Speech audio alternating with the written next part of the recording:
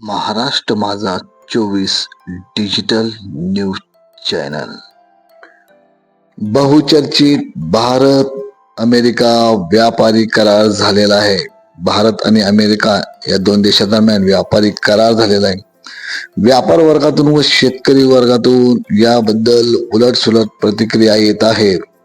शेतकरी वर्गात नाराज झालेला आहे असं यातून दिसत आहे आणि या संदर्भात शेतकरी नेते श्री राजू शेट्टी यांची प्रतिक्रिया खूप महत्वाची आहे. अमेरिकेचे राष्ट्राध्यक्ष डोनाल्ड ट्रम्प यांनी केलेल्या ट्विटनुसार भारत अमेरिका व्यापार कराराला संमती मिळालेली आहे.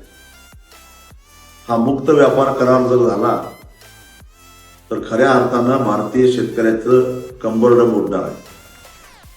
कारण या मुक्त करारानुसार अमेरिकन शेतकऱ्यांनी उत्पादित केलेला मका असेल, सोयाबीन असेल, त्याचबरोबर दुग्धजन्य पदार्थ असतील, कापूस असेल, इथेनॉल असेल, हे सारे काजू असेल, हे सारे आयात होणार आहे.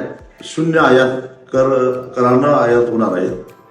आधीच अमेरिकन शेतकऱ्याकडे प्रचंड अशी आर्थिक शक्ती आहे. अमेरिकन सरकार भरमसाठ सबसिड्या देत असतं, तांत्रिक सहाय्य करतं, त्यांच्याकडं प्रगत असं तंत्रज्ञान आहे. शिवाय जीएम टेक्नॉलॉजीचा सर्रास ते उपयोग करतात, ज्याची भारतामध्ये बंदी आहे, संशोधनाला सुद्धा बंदी आहे.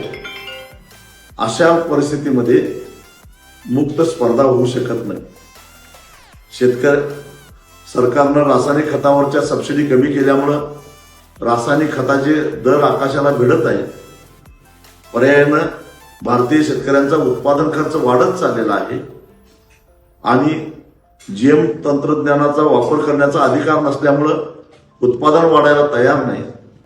आणि अशा परिस्थितीमध्ये जीएम उत्पादनानं भारतामध्ये जर का आली तर किमतीची स्पर्धा करणं भारतीय शेतकऱ्याला केवळ आणि केवळ अशक्य आहे.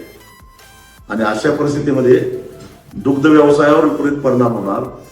मका, सोयाबीन, कापूस उत्पादक शेतकऱ्यांना फटका बसणार, काजू उत्पादक शेतकऱ्यांना फटका बसणार आणि इथेनॉल मोठ्या प्रमाणामध्ये आयात झाल्यामुळं अदानीचा फायदा, अंबानीचा फायदा होईल, रिलायन्स इंडस्ट्रीचा फायदा होईल, पण भारतीय साखर उद्योग मोडून पडेल. डोनाल्ड ट्रम्पने असा काय दबाव आणला मला माहित नाही, पण आमच्या 56 इंच छातीच्या पंतप्रधानांनी मात्र नांगी टाकून या करारावर सही केली. ही अत्यंत दुर्दैवाची गोष्ट आहे. हा करार म्हणजे भारतीय शेतकऱ्याच्या मृत्यूला संमती देणारा करार आहे. आता डोनाल्ड ट्रम्पना बोलवून एकदा भारतीय शेतकऱ्याचं श्राद्ध घाला, एवढंच आता शिल्लक राहिलेलं आहे.